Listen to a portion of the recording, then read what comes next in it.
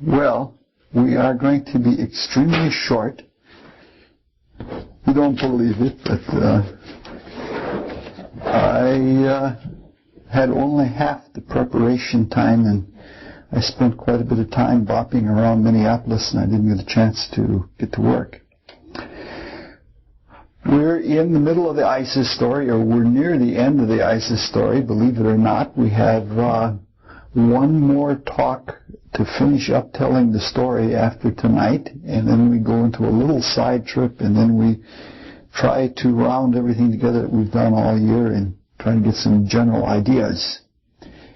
We left off with the report to Isis that the casket in which Osiris was locked up by his brother Set, or his brother Typhon, he was locked in it, and it was sealed with lead, and they threw it in the Nile River, and it went down the Nile into the sea, floated around in the sea, and it was gently brought back to the shore near the swampy area in the delta, and it lodged itself in a heather bush, and the heather bush grew up into being a large tree completely surrounding the casket, and the local king liked it so much, the magnificence of the tree, that he trimmed it all away, all the limbs away, and rounded it off and put it as a pillar in his temple.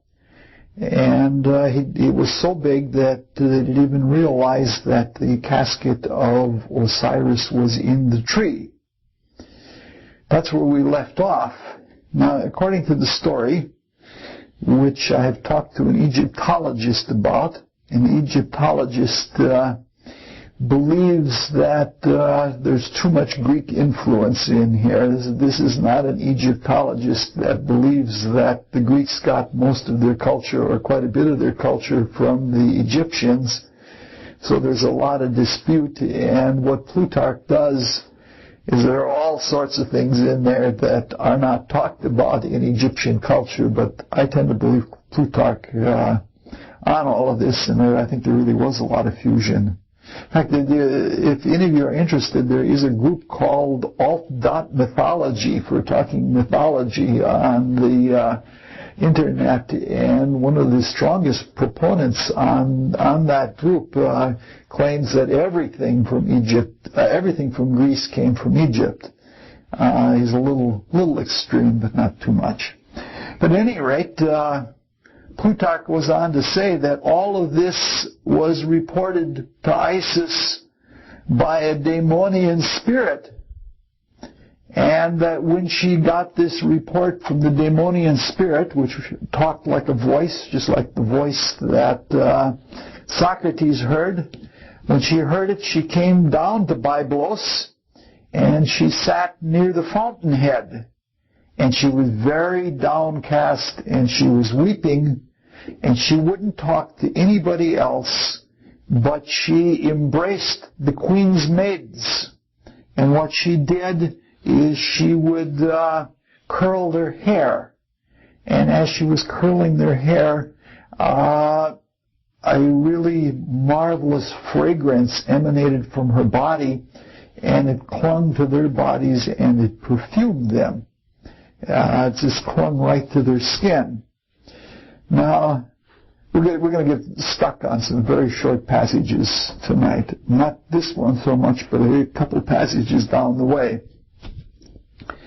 Mead, our translator and mystery school commentator, notes progressions in all of this.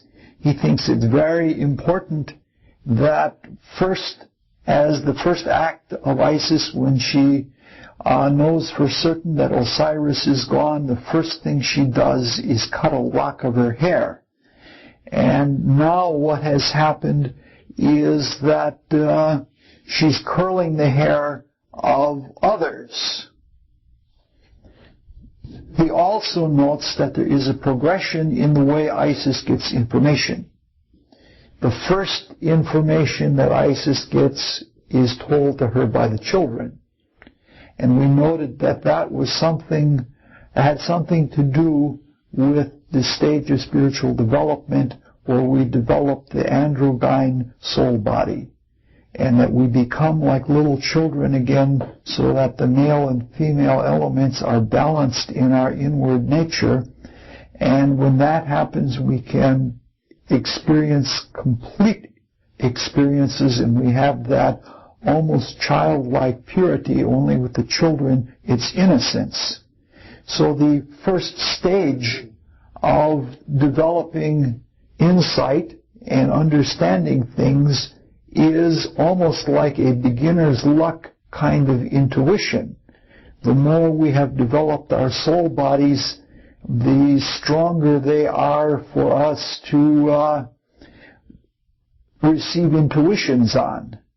The second stage is, you remember that Isis finds out that Osiris has slept with his sister Nephthys, who is married to his brother Typhon, who is the one who has locked him in the casket, and that the offspring of the union with Osiris and his sister Nephthys was the dog-headed god Anubis. We talked about that last time as representing a stage of development where the animalistic qualities within ourselves are externalized. Sort of all of the unredeemed evil that we may have done through all of our incarnations are because Anubis, sometimes called Hermanubis, later called by the Greeks Kerberos, was the dog that guarded the underworld. And in order to get under or behind this world, we had to get past the objectification of our own negativity. We always see through our own character, and what we are is what we are going to see in the cosmos. If we become whole beings, we can see everything in the cosmos, and if we become pure beings, that is, pure to the principles that are built right within our being, we won't have any distortions in our consciousness, and we'll be seeing through a very clear consciousness. The more we have of soul material, the more we have that body of light that we're walking in. And some people seem like they're just right in the middle of a crystal, and inside of that is where they can project their inner vision and see things clearly. Now it's gotten to the point that after having dealt with the objectified negativity, there is now so much soul material that literally the self speaking from within, whether you call it the Christ within or whatever figure you may call it, that internal consciousness is heard almost as a daemonian spirit. So there has been a general progress in the way consciousness is wakened and the way she comes to know things. She no longer has to extract them from externalized principles. She can find them right within herself with pure intuitive consciousness. The other note of progress is where we began, and that is she goes from sacrificing her hair. The sacrifice of the hair has not only to do with the ancient notion that the hair and the nails and everything else are excrement. In fact, it gets so far that some schools of thought think that even the physical body itself is excrement, in that it has been exuded from the pure spirit, and that what we're really walking around in is solidified dung. That's a rather extremist view. It comes from both the Hindus and some of the Greeks felt that way. Plato, for example, felt that we were walking around in a living sarcophagus, and that we were walking around in a living casket, and that we were really dead when we were in this world, which is in a way true. But one of the meanings then that we looked at last time with Isis, with the cutting of the hair, this is a symbol of again getting rid of all of the excesses that we emanate from our being. mostly moral excesses, emotional excesses, things that we do that are harmful to ourselves and the cosmos. In this case, when we're talking about the hair, we're talking about something a little bit different. In this case, you can see the etheric vehicle itself as emanating from the physical. The opposite is really true, because with the clairvoyant vision, it seems as though the physical is suspended in the physical in the same way that a plant is suspended in soil. It looks, when you first look at a plant, it looks like it's rooted, and it's really part of the soil itself. But if you do a lot of weeding of plants, you realize that this plant is suspended between earth and heaven, and that it is an independent agency. And in that state of suspension, it lives, drawing things from heavenly elements and from earthly elements, but not being part of either. But some people see the etheric body, the soul body, as emanating from the physical. And then all of the spirals of light that are built by currents of perception or currents of thought working through the ethers would be seen like the curls on the lock of in the locks of hair, the curls in the vital body. I have a friend that is extremely sensitive and on the edges of clairvoyance, that has described to me the process of seeing somebody do something very sacrificially from the goodness of their heart, and just seeing like a little gold curl just appear for a moment and just then integrate itself right into the light that is the etheric body of the individual. And so that what we're talking about with the curling of the hair in this instance is that Isis, having first sacrificed all of her soul nature for the sake of redeeming Osiris, now has raised to such a level by progression that with her consciousness she's sharing. And she's, did I start the tape? Yes, I guess I did. She's now sharing everything that she knows and everything that she does with her maids, and in that fashion has carried it a step further. There is also a connection between the weeping and the fragrance.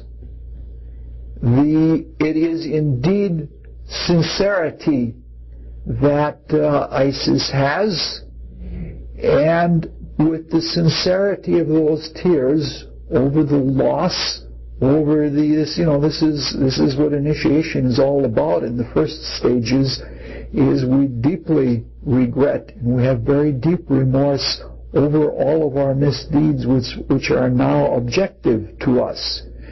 And when we remember with that kind of intensity, what happens, the remembering is a rethinking, so that there is one kind of thought, a thinking that congeals a form or that congeals an experience, and it sort of winds its way into the experience, and then the memory with feeling neutralizes the passions that we put into our deeds, and that neutralization frees up the principles and the experiences that we've had in the world. Both the principles are freed up, and what we have taken from the unknown of the world in our experiment in the world, that is drawn into the spirit, and that is seen as an essence. And that's almost literal. In fact, some people say it is literal, that to be around people who are holy, or to be around people who have done many sacrificial acts of service, is that they smell nice. And people that have experiences with invisible helpers who come to do healing work find that there is always an odor left in the room when the helpers have been there. It's like a flowery odor or something like that. And one would also expect that this statement, it was just casual little statement. She wouldn't talk to anybody but the maidservants, which means to say that the more we enter into the path of trying to understand the truth and live it out in service to the whole process of making the truth known through the creation, the more we do that, the less we can really feel close to most of the world. And the only people that we can really feel close to are people who are of the like mind, people who are serving, people who are helping, people who are dedicated in that fashion. Again, we'll see later on as we get to some of the ideas a little deeper in the story tonight. We'll see that the fountainhead, depending on whether you're at the bottom of the ladder or at the top of the ladder, the fountainhead is either where the fountain of light enters into the cranium when we're unfolding spiritual sight, or at the base of the spine in the sacral area where there is a turnaround for the energy to be driven up in the first place. The Queen of Byblos begins to hear stories from her maids, and as she smells the lovely fragrances on her maids, and she has a great longing then to meet Isis herself. But mind you, at this point they don't know that Isis is Isis. She's just this strange weeping lady that is at the fountain. This is also fairly expectable. Nothing attracts or draws other people more than somebody who is having heartfelt compassion or heartfelt love and is spreading it around. It's exactly what you would expect. The Queen of Byblos then sends for Isis and makes her the nurse of the young infant prince. And at this point, the story gets very strange in terms of technical things, in that Plutarch says that the king of Byblos has the name Malcander, which is a compound name that is both Semitic. The Malk part is from the same root as Melchizedek, and having a similar meaning, and the Ander part is like from Andros, meaning man. So there is something, so the name literally means something like primordial or patriarchal human or primordial man. The queen, on the other hand, is called Astarte or Seosis or Nemanus, something like that. And then Plutarch just throws in there whatever word in Greek would be Athenaeus. I don't understand all of the wordplay. And, hi Jerry. Oh, you look really good and bright and fresh. Yeah. And I don't understand all of the wordplay, and it's a different kind of wordplay than our own, and in order to really get this, I would have to speak a whole bunch of languages, which I don't think I have time for in this life. But, so we have then the Athenaeus is roughly the equivalent, meaning a primordial matriarchal moon queen. And so we have some kind of solar man, a primal Adam, and a primal Eve that are the king and queen of the earth down in the low swampy area where Isis has come. I think what is being talked about here is they're trying to establish, or Plutarch is trying to establish, a connection. We spent a lot of time when we talked a few years ago in Hindu astrology about the Swayambhu, who was the first of the patriarchs in Hindu mythology. He was like the first of the 7 Manus, or the first of the 7 Adams. And that what is being developed here is some kind of lineage, so that we not only have the tree that gets established in each one of us as we awaken, that we become sort of the base of the trunk of the tree that is the spirit matter, the Purushara Prakriti connection between heaven and earth. That is only in terms of substance.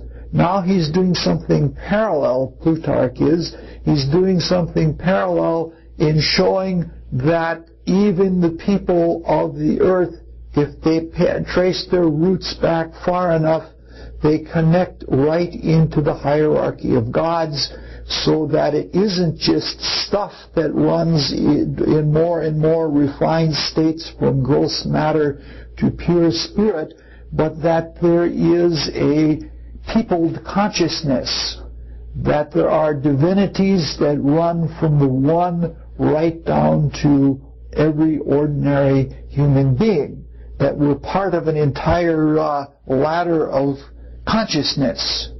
And I think this is a really important thing. What I think is being established by this whole idea of naming them, there were, for example, in the Orient we had the Chandravansyas and the Suryavansas, the children of the moon and the children of the sun, and in the West we have the children of water and the children of fire, that is, the children of Seth and the children of Cain. What I think is even more being established here is not only a polarity, but something really, really important. When we think in terms of initiation, most people know that the term for initiate used to mean mage. And we think immediately, these are people that have great powers. They are doctors, PhDs. They are doctors in that they are all healers. Another thing that we think of when we think of initiation is that we think of being attuned with each successive nature to a deeper level within our spiritual being, and that initiation by initiation gives us access to higher and higher states of consciousness. Those are all true and they're all beautiful things, but they're sort of like ogling powerful computers or something like that. Powers and grandiose states of consciousness are only part of it. What seems to be intimated in this and other sources of a similar kind is that stage by stage we unfold higher levels of character. We become better humans. In fact, the first 9 initiations have to do with fulfilling the human condition. The human condition as far as it can go before being godlike. And so what it's really saying is that we're living more and more. You know, there are a lot of people that, how would you say it? They would forsake their humanity.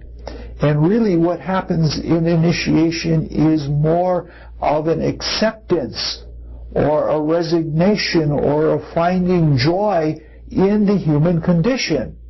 That each and every one of us has very, very fine potentialities within our being, and that's what is unfolded in initiation. We don't have to think about all kinds of powers or all kinds of spiritual worlds or things like that. It's just that we become better human beings. And this is what has been proven by all histories of the mysteries that have ever been. From the most ancient times, we talked about this when we talked about Isis the first time, that the chief thing that was noticeable by the general populace of the countries that celebrated the mysteries was that candidates to initiation turned out to be remarkable good, helpful human beings. They stood out. It was a process of human betterment and making something of people. One little interesting sidelight here, it has to do with what I think, we're going to go back to a theme that we talked about last time we met, and we're going to carry it a little bit further, and that is the theme of being as little children to enter the kingdom of heaven, meaning to say that we want to come to a childlike consciousness. And this has to do with wordplay. Puns and wordplay were a part of all of the mysteries in all of the sacred texts of all times. Even in hieroglyphics chiseled into rock, there are puns. The ancients had puns of the type that we have, where there was a phone, that is a homonym, a word that sounded the same but had several different meanings, and that the pun was used in order to get you to be able to switch between looking at the world in one way to switching at the world in another way. Plus, if it's a joke, you sort of laugh. And when you laugh, you're more relaxed and you can open your consciousness up. Now, the kind of pun that is used in putting together words like malcandor and some of these words that everything here by Plutarch is a lot of words that are synthesized. The Greeks, especially in their wordplay, loved to put together all kinds of little pieces of root words to come out with a word, and this was considered standard grammar. In fact, English is one of the only languages in the world where we don't do a lot of taking basic roots and making new words out of them. Dagmar can tell you, for example, in German, that you can make up words from other words just by jamming them together, and they become then a new word. That is the psychological consciousness that goes along with the polarization, unpolarization, or the fulfillment of the etheric body. Right now, we have this analytical consciousness that we can only see things one way. Even Wittgenstein was fascinated by this when Wittgenstein became quite mystical. He left his logical positivism and he became a Platonist mystic almost, because his idea of there being one world where color comes from and another world where form comes from, you can take that right back to Plato, and I can show you the place in Plato where that comes from. And this is exactly the idea that Wittgenstein came to. He led his logical positivism into another world. But Wittgenstein thought one of those things that where you look at the thing one way and it looks like a stairway going down, and then you look at it another way and it looks like a stairway going up. He thought that this meant the kind of consciousness where you were seeing two facts at one time, only that with the polarized consciousness of the physical, you could either see it as an upraised area or a depressed area, depending on how you set your consciousness. They're those optical illusion kinds of things. And that's what the physical consciousness is like. With the physical brain-mind consciousness, we can only see things one way at one time. When we have established the bipolar, unified etheric consciousness and think more in the etheric brain than in the physical brain, we have total consciousness. And this total consciousness is more synthetic. Not only do we see the wholes of things so that we get an intuition of something with all of the different perspectives at the same time, but we can synthesize things because we're not dealing with the world with discrete beginnings and ends. And so as a result, the status of something flowing into something else is what is behind the development of things like chimeras and sphinxes and such like that. The fact that we are now taking characteristics from different species and through genetic manipulation, the genetic memory is not in the physical, it's in the etheric. We're sort of letting go of our attitudes that a form can only be one kind of a form, and we're starting to again anticipate the etheric kind of consciousness that when we again begin to open up to etheric vision, to have this synthetic kind of mind or that kind of consciousness, we're opening to that right now. And I think the more that we can anticipate, for myself, I like music for it the best because in some ways I like Wagner music the best for it. He'll carry something, he'll hold a thing, he'll repeat it many times, and then he'll suddenly resolve into another chord or sometimes into another key. And with that resolution, you have that metamorphic kind of consciousness where there is a continuity because you still have carried in your memory, you still have the twittering of consciousness that he had before the resolution, but after the resolution you can see that, oh, that goes to there.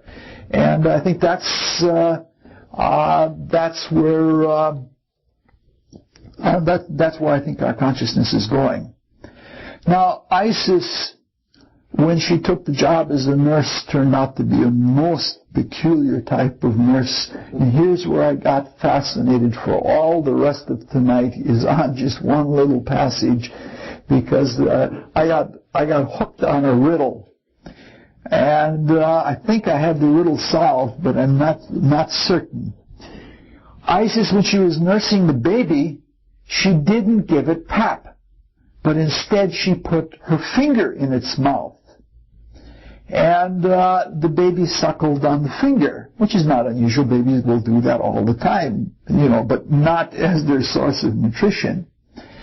And at night, when nobody else was around, she put the baby in the fire.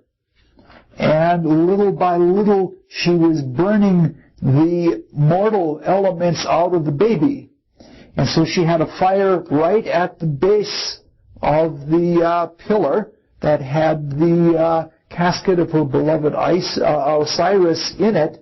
And in this fire she had the baby, and she would transform herself into a swallow. And as she was a swallow, she would be twittering around up above, singing to the baby as it was burning in the fire. Now, while she was doing this, the Queen of the Earth, being an earthy type of person, became suspicious. And I wonder how she's taking care of my baby. And she comes spying in on her, and she sees the baby in the fire, and she sees this bird twittering around in the air, and she puts up a shout, and this breaks the whole process, and the child is deprived of its immortality. And that's all the further we're going to go with the story tonight. Because it is very, very full of things. It's very unusual. It's very unnormal. And in a myth, exactly like in a dream, it is the things that stand out as being extraordinary that are meaningful. This is probably one of the more extraordinary things in the whole dream. At first, the whole thing seems preposterous. It doesn't seem, like this is, it's a picture that shocks you.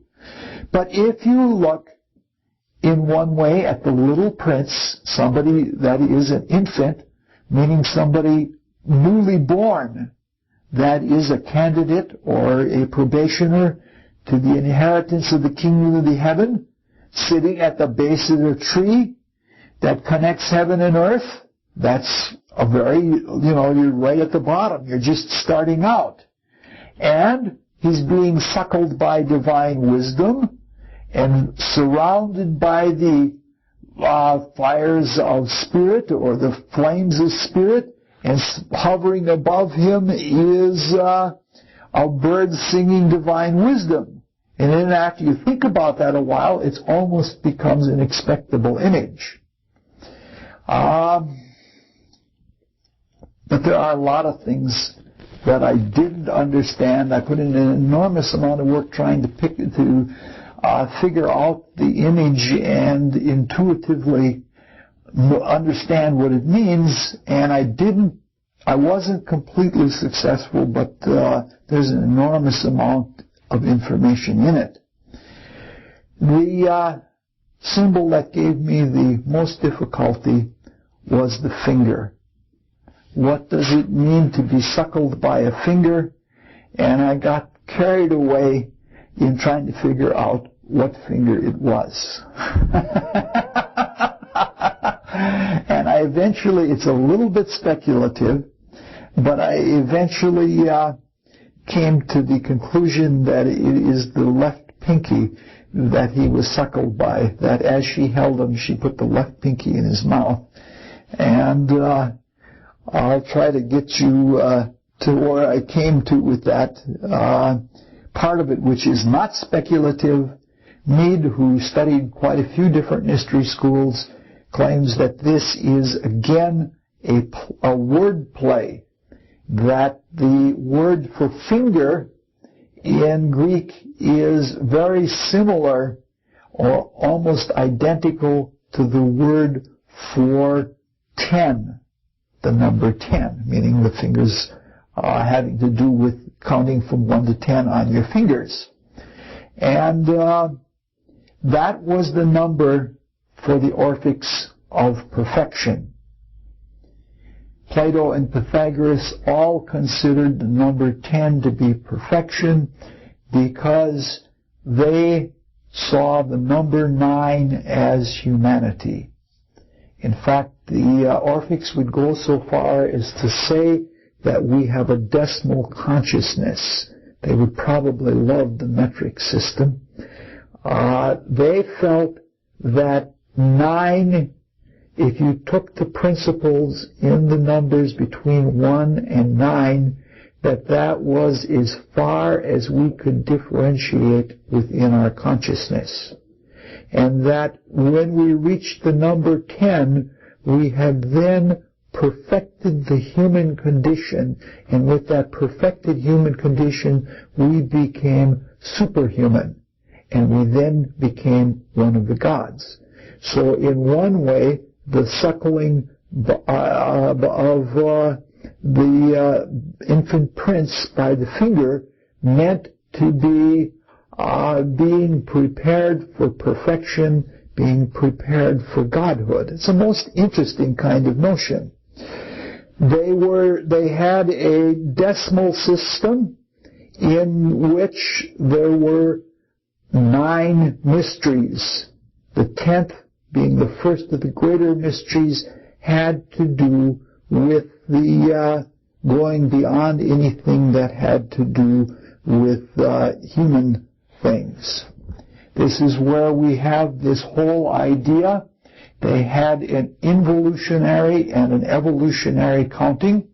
The involutionary counting was counting from 1 to 10, whereby 1, if you could conceive of the 1 in the universe, that was everything, and that was unto itself alone, and that was incapable of being divided. Then when that divided within itself, you had 2. And when it divided within itself and you had the division, whether it be spirit, matter, positive, negative, all of those qualities, and still had the 1 overlooking it, you had the divine 3, the number of spiritual perfection, or the number of Trinity. And when you added 1 more point, you brought in the 3rd dimension, and with the number 4, you came to the material world. And so, for the Greeks, for the Orphics, the whole process of counting from 1 to 10 was to come all the way from the 1 through all of the worlds and through all the conditions of humanity down to the human state. And if you're losing your temper, and you know, when you say, I lost my head, or you're saying that somebody is so intensely upset that they've lost touch with the physical. He's out of his head, or out of his mind. And so that in counting from 1 to 10, you are bringing the 1 all the way down into the physical. Whereas evolutionary thinking was a taking from the present state and counting backwards and going back to a state of unification, and it had a very different psychological effect. It had the effect of taking one out of the body, exactly as that kind of counting does to this day when people are taking people out in hypnotism or something like that. And always when you bring them back in, you count forward again, so there are involutionary and evolutionary numbers. Now, the number 10 represented the number of perfection in quite another way, because we spent 2 years ago, we spent an entire year talking about Greek hierarchy, and half of that year we spent in Orphic cosmogony.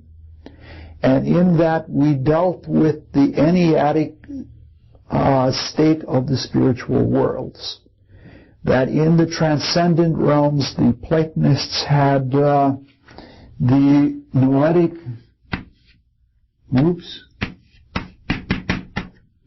the noetic noeric,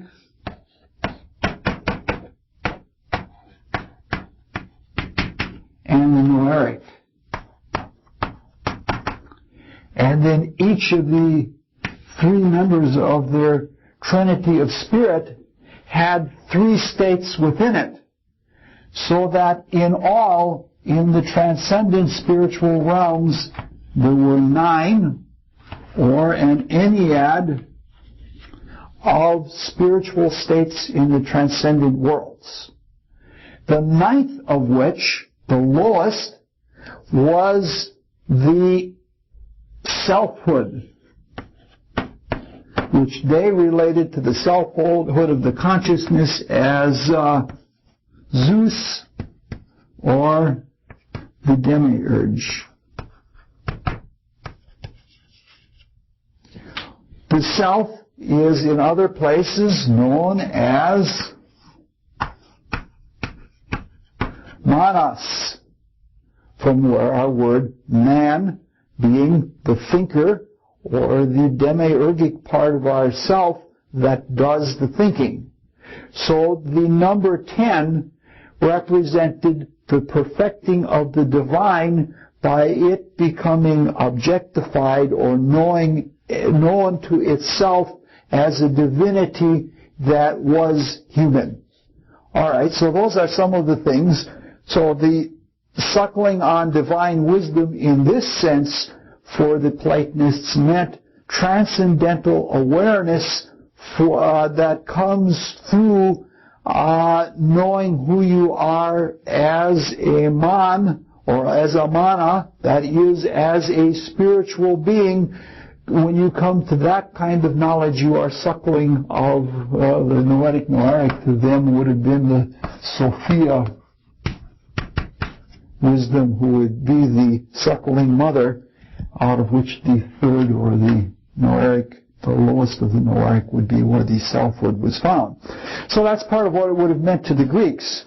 But there is something much, much more. Here's where we get a little bit speculative.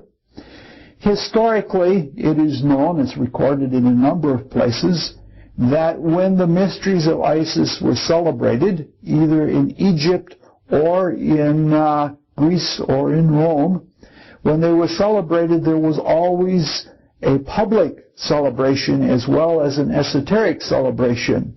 And in this public celebration, the priests carried various sacred symbolic objects. And these sacred symbolic objects, you could tell who the high priests were or how the hierarchy of the priests went according to who was carrying what item. In this procession one of the things that was carried was a great big left hand. Not a right hand, but a left hand. One of the reasons or one of the meanings for the left hand, even going back to the whole conception of the castration of Uranus, is that the left hand is the hand that holds.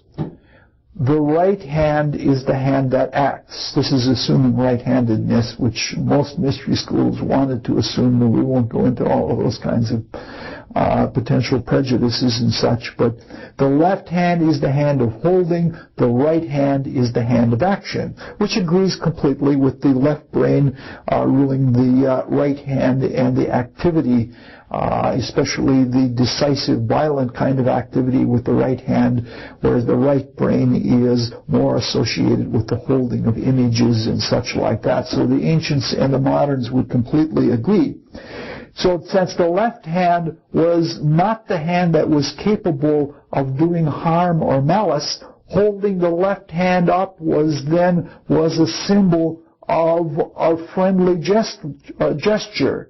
It was this kind of a salute that the Egyptian priests did. They held their left hand up to someone like this to show that they meant no harm, and that no harm was possible. If you have the right hand up, somebody might be making a fist by it. Now, if someone holds up both hands, if I hold up both of my hands facing toward you, and you're going to count the fingers, you're going to start counting from left to right, and you're going to end up with the 10th being the left pinky. The reason for this is in post-Atlantean times, we go from left to right. Progress, as we're coming out of matter in post-Atlantean times, goes from left to right. The languages and the means of reckoning that go back to Atlantean times still count from right to left. And so it is a normal line of progress that the highest level of progress would be at the left pinky. Now, mother's milk is really blood, or what blood is carrying in another form. Like in the lactic sinuses, the cells around the lactic sinuses take the blood and they transform it. Those cells have been activated by hormonal activities, which are expressions from the etheric body, and the blood, the food that is in the blood becomes milk, and it fills the lactic sinuses, and it is drawn out. So the mammary glands then you might consider them as natural. That is the kind of nutrition that we get from nature. Mother's blood is the simplest kind of food. It is what the very weak absorption and assimilation of an infant child can take, and can take perfectly. You don't feed a baby onions or something like that, but the mild mother's milk is something that is perfectly suited for it. And this is literally then that milk and giving suck by the pap means taking things from nature, which is like a subconscious state. On the other hand, if we look at the hands, there are more nerves that run between the brain and the hands than between the brain and any other part of the body. Meaning to say that in the hands, in our consciousness, what we do there, that is the opposite of the subconscious kind of activity. A mother doesn't make herself give milk.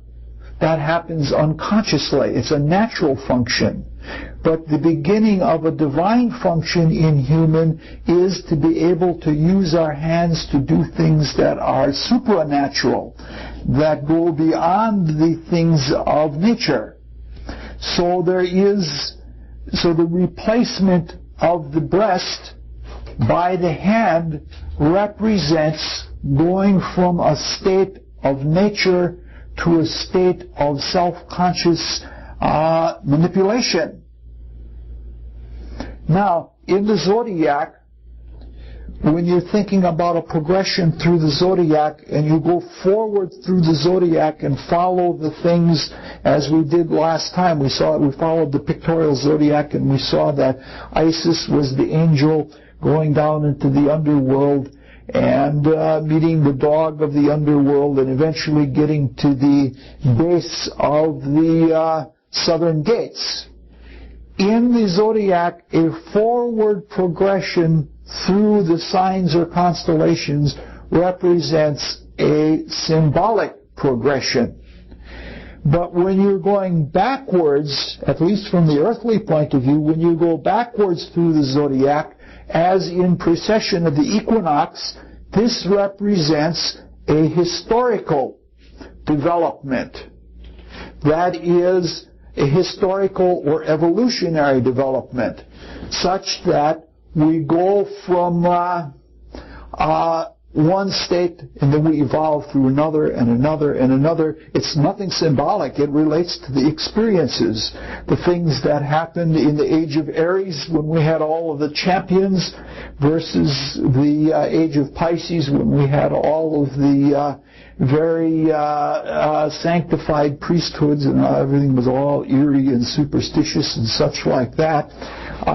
Is an indubitable historical and evolutionary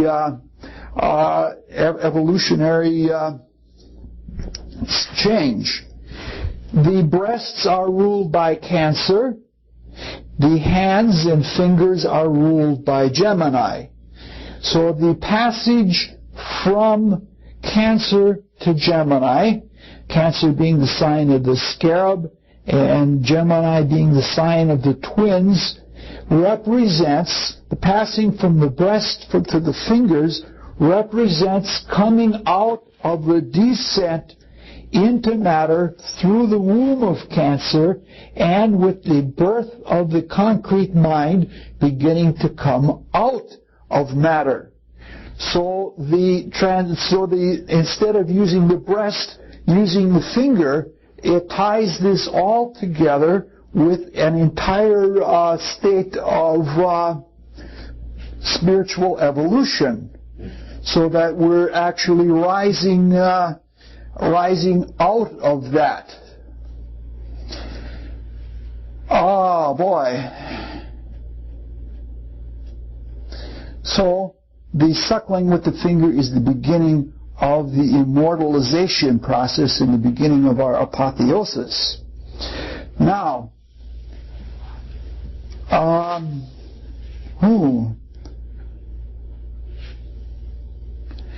Cancer represents the northern gates. We've been talking about the northern and the southern gates.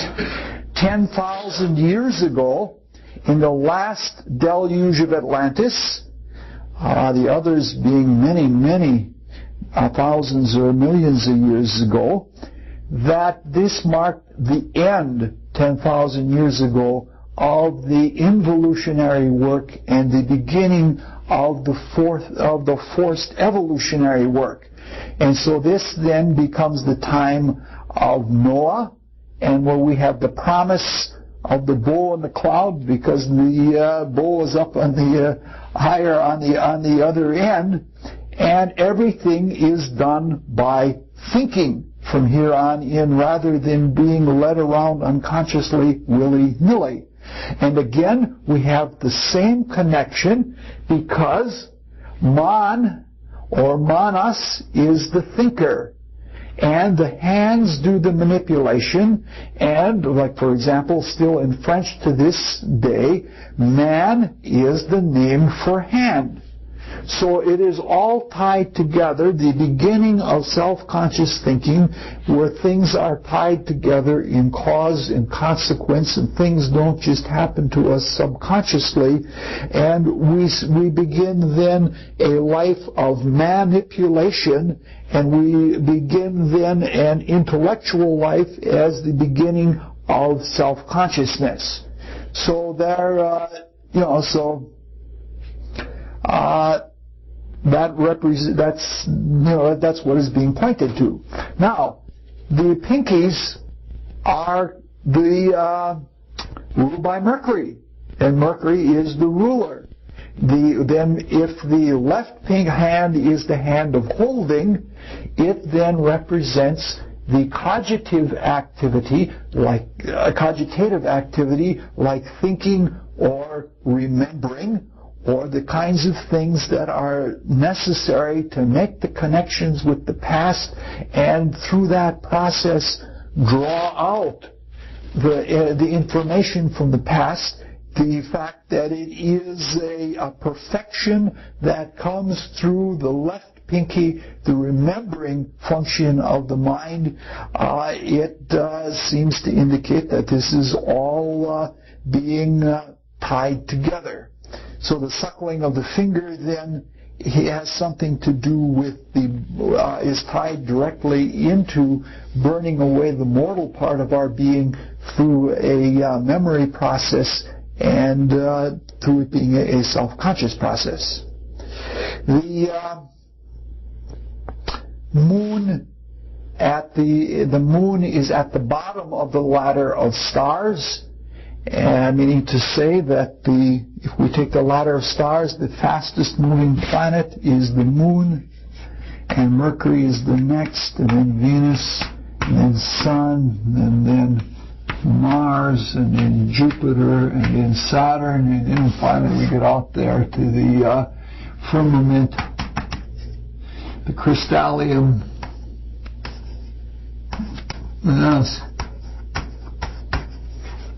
and the prima mobile. In the ladder of the stars, from the Earth upward, the first step we take is getting away from biological process and moving to intellectual process, and then moving to the life of love, and then we reach self-consciousness, and then we do the things that have to do more with society now than they have to do with individual humans. Our consciousness gets spread to a larger number of people. So again, the going from the breast to the hands or to the fingers is we're going a step up the ladder of the gods between earth and heaven, and we are at the northern gates. And from the human point of view, the northern gates is where we begin our journey, and the southern gates is where we end our journey when we become divine. So we are indeed infants, and we are indeed beginning to climb the ladder. I don't know all of the material about the ladder of the gods, because that gets very tied into the cycles of evolution and the timings of that and the precise work that is done in that, and one would have to be an initiate to be able to get at that information. And I'm sorry I left Madison, but it didn't leave my body this weekend. So I don't have that available. So that's why I came up with it with the pinky. It ties together with a lot of things, and it seems to be very, very meaningful in that regard. But the speculative part about it being the left pinky, you'll have to test that out for yourself. Now, the rest of this story brings us back to another way we have been looking at the story. Only now we're going to look at it where we've looked at some of the earlier things. We're going to look at it in a more transcendental fashion. Remember, right from the very beginning, when we were going through Plutarch's introductions, we were looking at the alchemical processes in the story, because chemistry comes from the word chemis, and we see now that comes from alchemen or alchmen, one of the boatmen, or the name of the boatmen in the underworld. And alchemy as we know it means the science of Egypt, which is where it was practiced in the ancient world. In chemistry and chemical alchemy, there are all sorts of processes for changing substances from one state to another. 3 of those processes are of very great importance. And they're really important if we can live them by seeing them first in nature and taking the impression of nature and finding it in ourselves as a spiritual process. It's a way to unfold very positively from the visible worlds into the invisible worlds. 3 of the most important processes in alchemy were precipitation,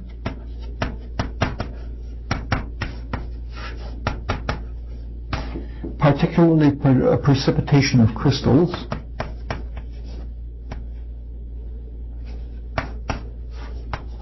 solution as the opposite function, dissolving something in an aquavit or a mensurum naturale,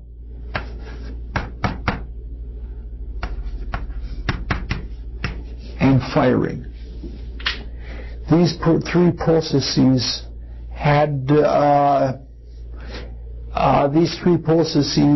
were fundamental to all alchemical work. What is meant by firing? I'm going to talk about that. I'm coming to it. Each of these 3 processes has to do with a function of the transcendental spirit. The function of precipitation is thinking.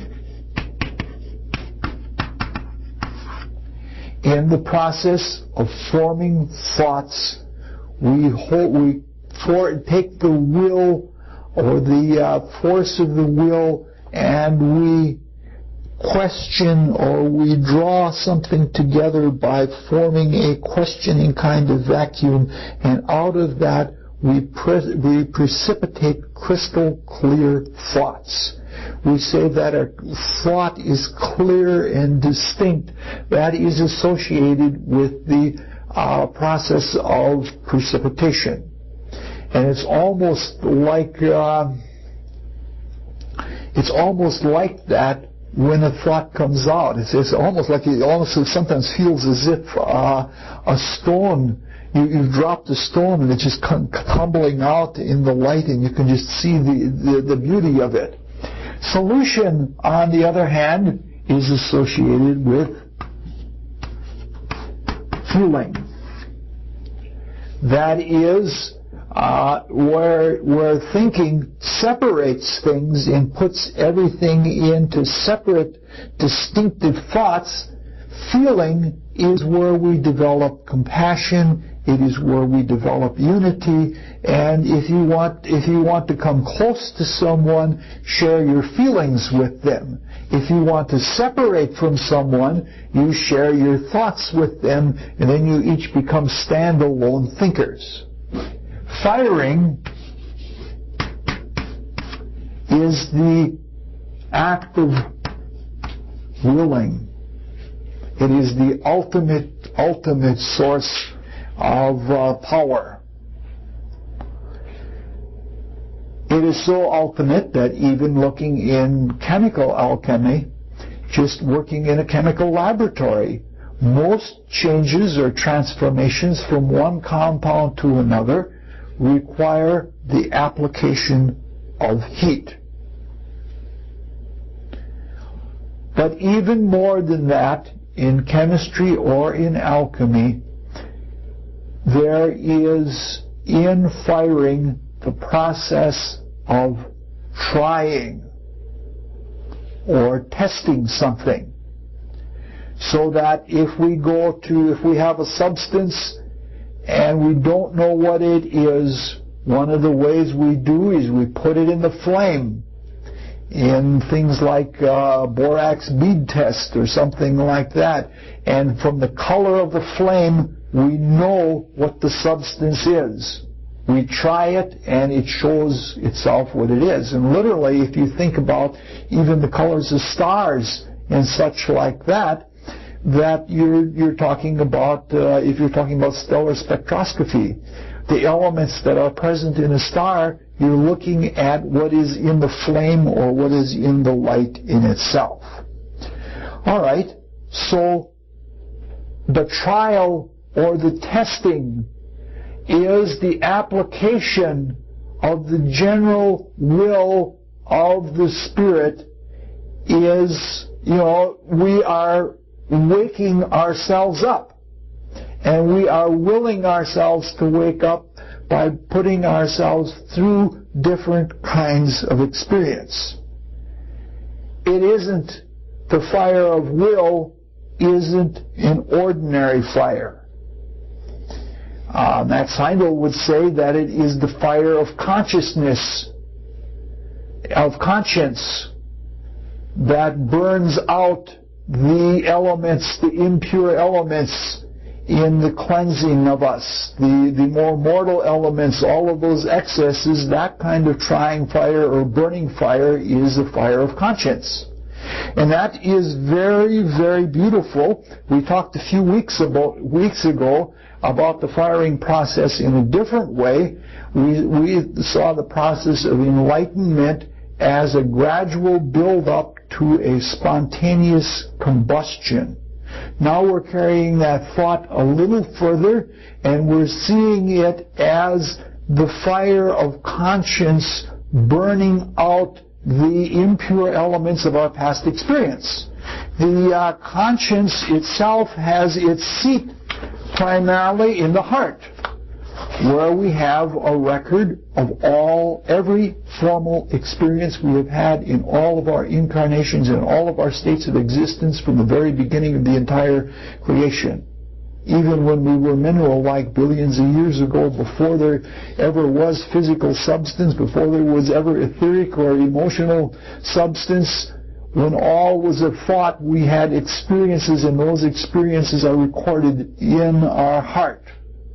That's a very important lead, because the feeling that is associated, the feeling and loving that is associated with the life spirit also has its seat in the heart.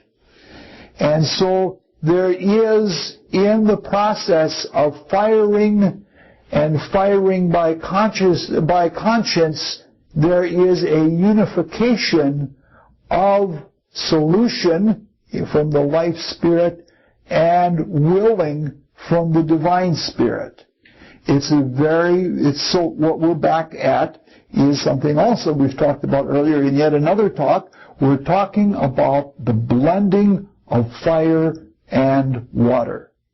One of our spiritual activities is to bring each of our spiritual functions to work, and to be able to work independently, but also to integrate. And we are now talking about an integration where the process of feeling and of willing are brought together to bring about the birth of the immortal self again, the manas, the thinker, the child, the demiurge.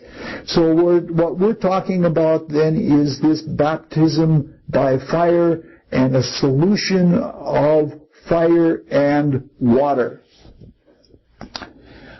I will be forever grateful to Rudolf Steiner for making very clear the fact that in the cosmos, not just in the material world, but in all of the spiritual worlds, the process that we know of as warmth or as heat or as fire is nothing but love. That what warmed up the cosmos in the dark Saturn period, when the divine spirit was born, and became light in the sun period when the life spirit was born, that love that began to glow, that love was the love of sacrifice. The one The divine goes through the same to be or not to be that Hamlet went through. And there is always the same kind of trial, even for the divine, that it could let things remain in a divine dream and sleep forever in the unknown, in the absolute, in the womb of the great dark mother. But somehow it loves, and because it loves, it sacrifices. And the sacrifice of wakening things up out of the dark, to take things out of the turgid state of non-being and bring them into existence, is an act of sacrificial love. And if our evolution, which is mimicked in our initiation or becoming divine, is a mirror of what takes place in the macrocosmic cosmos, that the more we give ourselves willfully to loving, the more we are imitating that process. So the blending of fire and water in a transcendental process is to be so much given to the Spirit, so much so that our will, I really can't say it's our will on that level, though it is just the individual and the universal will become one, become a love. So the warmth that hatches the cosmic egg is a love in the same way that the warmth that hatches a hen's egg is love. It's something more than that in this symbol. In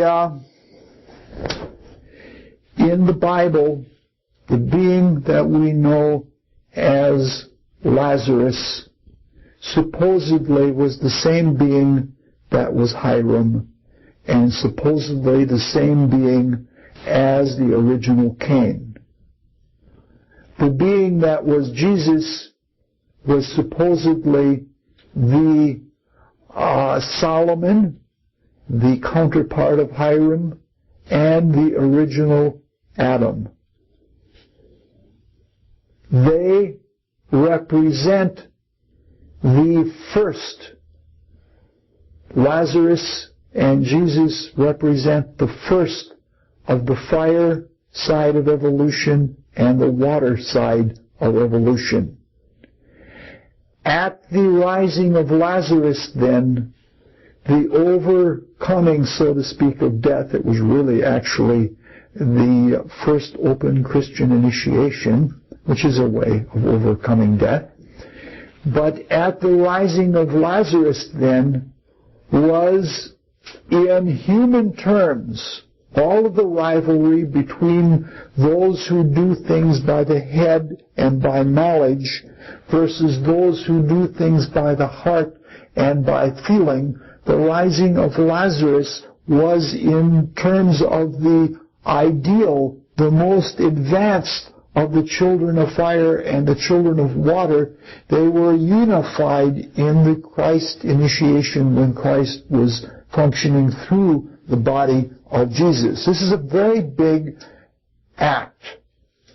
Again, the human things are what count because they're the things that are most messed up. And that's where our greatest work is, not only just in unfolding the moral propensities we have within ourselves, but in undoing all of the terrible things that we have done to each other and that we have deeply ingrained in our very being, like racial hatreds and individual hatreds and such like that. The thing is that Lazarus, after the rising or raising by the Christ through Jesus, was given another name. And that being was then called the disciple who Jesus loved. The one who will, according to John's Gospel, live until the Christ returns. The words, the disciple who the Master loved are code words. Those are code words that are a shorthand for initiation.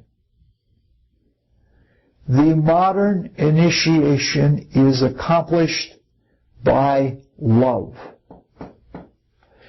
And so the process of being loved, not necessarily from without, but from within, where you feel that a person can't go through that experience and feel worthy, at least not at the beginning of it.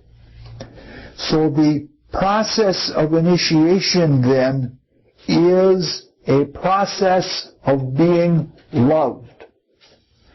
And in the light and clarity, because we're talking about a transcendental love, in the light and clarity of that love is how the things are burned out of us. And to the extent that we are prepared and purified, that much can we be fired. If we have many impurities, it would be just like having molten metal and having all kinds of dirt in it, or having all kinds of water in it. It would explode. We would utterly burn up if we were not pure enough to be able to take that kind of love. So it's hard to think of it, but really, if you take almost anyone and you give them all kinds of love, this is literally what Christ is saying when he says, love your enemy, and it will be like heaping coals on their forehead. That it is doing just what it's supposed to do. The love is a purifying. It is trying the elements and it is burning them up, and we see that this love is a fusion of fire and water, in that everything is burned up and brought back into that clear crystalline kind of state. So, all of the creative powers, all of the conceptions that we have, including the conception of self, come from the wedding of fire and water, or of firing and of solution. So the process of things, when it goes from a dark heat to a radiant light to an individual flame, which is what the self is, the human spirit is a process of a flame being born out of a light from the union of fire and water. All of those creative processes are indicated by, in the focus of the human spirit, the divine creativity or the divine magical propensities are indicated by Neptune. The ideas or the conceptions that we work with are indicated by Jupiter, and the self that does the focusing is indicated by the Sun. We talked about this a long time ago, about 3 years ago, when we talked about Indian mythology, Hindu mythology. So clearly, what we're talking about in the firing process is a baptism by the Holy Spirit. I don't know a lot about swallow mythology, but I do know that more often than not in the Renaissance painters, the swallow was used as a symbol of the Holy Spirit more than the dove. And it meant the same thing for the Egyptians.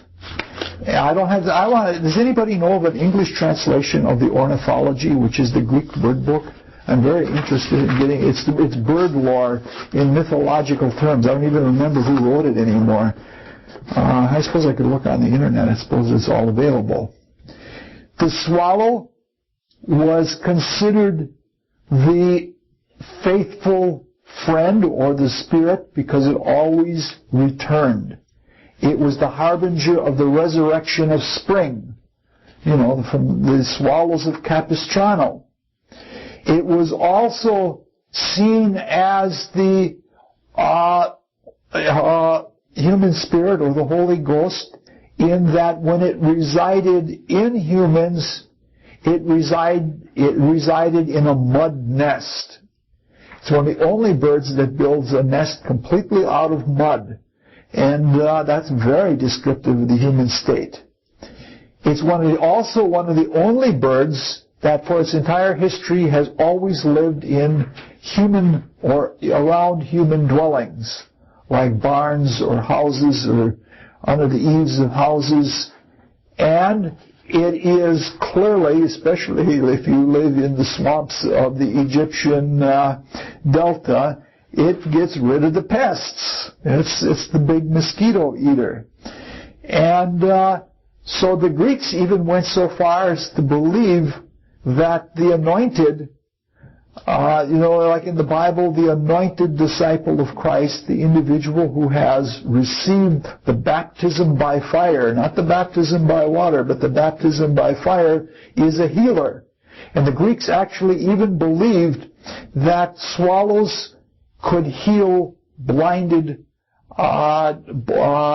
baby swallows. In fact, Culpeper did that famous experiment with it. He took a needle and put the eyes out of a swallow, and the swallow went and got an herb and restored the sight of the baby birds. But at any rate, what is represented in this picture, with the babe burning in the fire and the swallows spiraling overhead, is literally a baptism by the Holy Spirit. It is a baptism by fire. I'm sure there's much more to it, even though what time I spent in it, but it's probably all over my head, which is a joke, because until you have the baptism by the Holy Spirit, the light is always above the head. Until you can bring it into the head, it seems like you have the flame coming right out of your head. I was very sensitive when I was in my 20s, and I can remember at age 27 for the first time reading all of Plato, and I sat there, and as I was reading it, I could literally feel over my head. It was just as though somebody was waving a feather or something like that. That's the first time I ever had that experience. So when somebody says something's over your head, they're meaning it exactly. In fact, if you watch people who are clairvoyant, they don't always look in your eyes. They're looking over the top of your head because they're wanting to see what's catching and what isn't, and where the light is going on.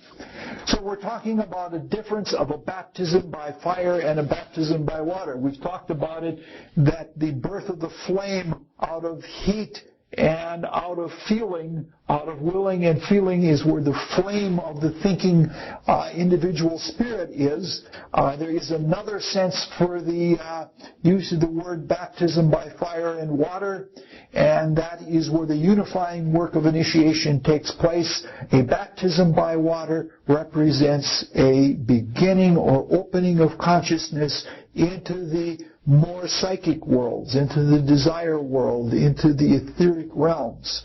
That is a talent, and one can be taught how to see things in those lower worlds, but that's only clairvoyance. The baptism by fire is the baptism into insight in the spirit, where the meaning is, not just the phenomena, but where the meaning is.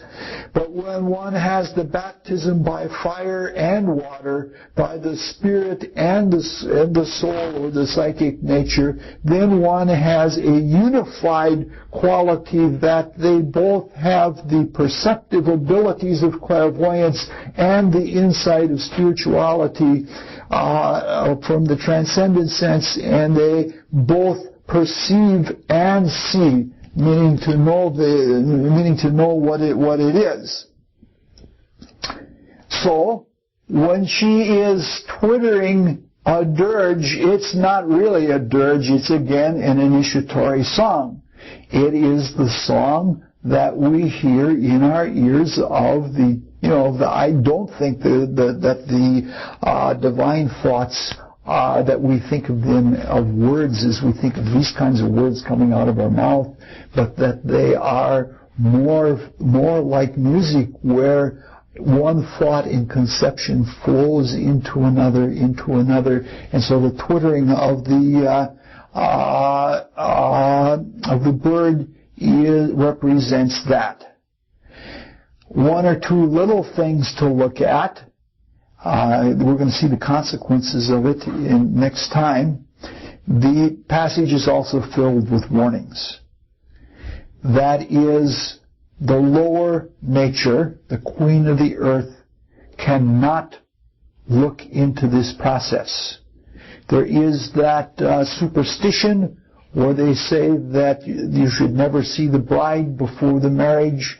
That's like saying that before the lower self has been humbled and has been purified and is a servant of our higher spiritual being, if it sees the nature of the spiritual being, of the spiritual self, it will try to usurp and abrogate to itself all of the qualities of the spirit. And what would result would be a greater vanity and a greater separation than before things began. Therefore, material prying on things spiritual can be a very deadly thing. To interrupt this process means for things to be over right there, and one does not attain to immortality. That's a subject that we could go on for a long time, but those are basically the ideas we want to deal with tonight. Let's hope that we can keep our consciousness on the service and on the things that produce the union of fire and water, and not be prying and looking for spiritual powers. And next time we'll finish the story. Is there a parallel here with the Adam and Eve and the apple?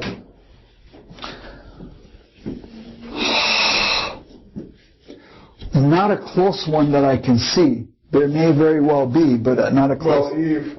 You're talking about the fall? Yeah, the temptation, trying to get more than she was ready to receive. Yes, and then being precipitated more deeply into the earth. Yes. Yeah, because they were immediately thrown out.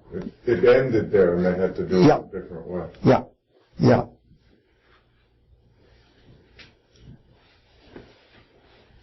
Goody, actually a real question. Thank you very much.